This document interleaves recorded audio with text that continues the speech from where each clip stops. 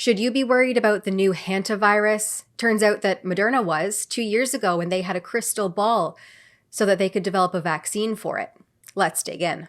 We are always preparing for the next outbreak, the next epidemic. And I want to reiterate again, this is not the start of an epidemic. This is not the start of a pandemic, but it is a good opportunity to say that investment in pathogens like this are critical because therapeutics, diagnostics, vaccines save lives.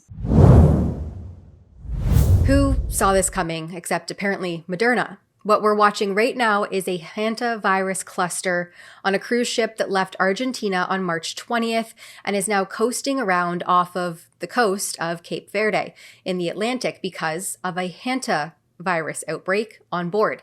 The ship has recorded 3 confirmed deaths, several passengers sick, 5 cases apparently laboratory confirmed at the time of this recording, and more suspected. International passengers, including Canadians, are among them. The virus is known as the Andes strain, the one that can spread human to human, unlike most hantaviruses that stick to rodents.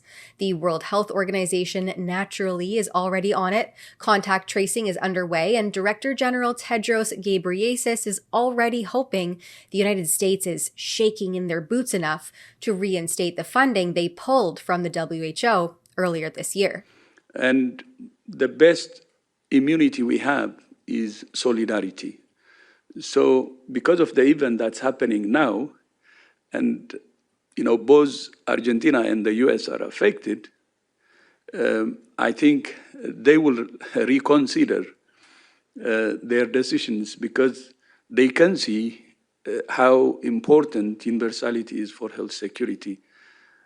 Because viruses don't care about our politics, and they don't care about our borders, and they don't care about, all the excuses that we may have. Now, all of this is interesting given that 2 years ago in September of 2024, Moderna announced it was teaming up with Korea University's Vaccine Innovation Center to develop an mRNA-based hantavirus vaccine.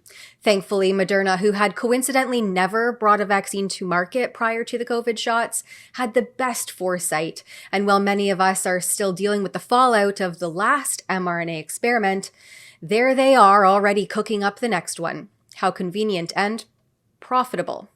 Hantavirus has been around for decades. It's rodent-borne, rare in most places, and treatable if caught early. These are limited epidemic confined in a cruise ship. Idea of sending messages across the world and panicking everyone is not required. And I think I want to take those with the contacts and the passengers in the US being contacted and traced. We believe so. And we haven't formally heard from that, but informally we're aware that rightful action is being done. So there's no need of panicking the entire population there. Yet suddenly we're being primed for perhaps another global health scare. And wouldn't you know it, the mRNA solution has already been in the works for 2 years. Does this sound familiar? It's the same playbook over and over and over again. This safe and effective marketing mantra that is repeatedly rammed down our throats. The promises, the mandates, the censored questions, the controlled narrative, the illusion of consensus, and the injuries many are still fighting to even have acknowledged today. Now here we are again, another virus, another potential emergency, another shot waiting in the midst before most people even knew that the threat existed. What we have to ask now, and what we should always be asking, is who benefits? Not the passengers stuck on that ship, not the families who have lost loved ones, not you and me watching our governments sign away more sovereignty to the WHO for the next pandemic. It's the pharmaceutical companies. They made billions last time, and they learned exactly how to monetize fear.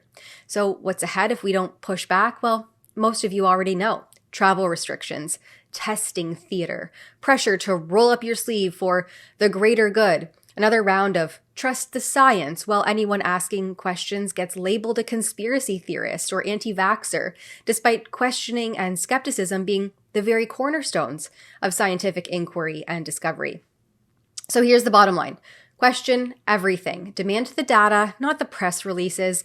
Demand long-term safety studies, not emergency use, rush-to-market products, and the lackluster clinical trials. Stay skeptical and stay informed, especially as the Liberal government becomes deeply embedded with over $2.5 billion invested in pharmaceutical and biomanufacturing interests under the banner of public health and innovation. And remember my previous investigation proving that Health Canada never weighed the risk versus benefit profile of the COVID shots when they authorized them for kids. So when they authorize or approve something, don't automatically think that they've done their due diligence. mRNA is a whole other ballgame, and they should come with modernized regulations that reflect the unique technology requiring rigorous long-term safety testing, more in line with gene therapy requirements, that ensures far greater transparency and accountability before widespread rollout. For Rebel News, I'm Tamara Ugolini. To see more reports on the novel shots, the mRNA technology, and to call for the market revocation of this tech before it can be more properly assessed and regulated, head on over to nomoreshots.ca. That's nomoreshots.ca.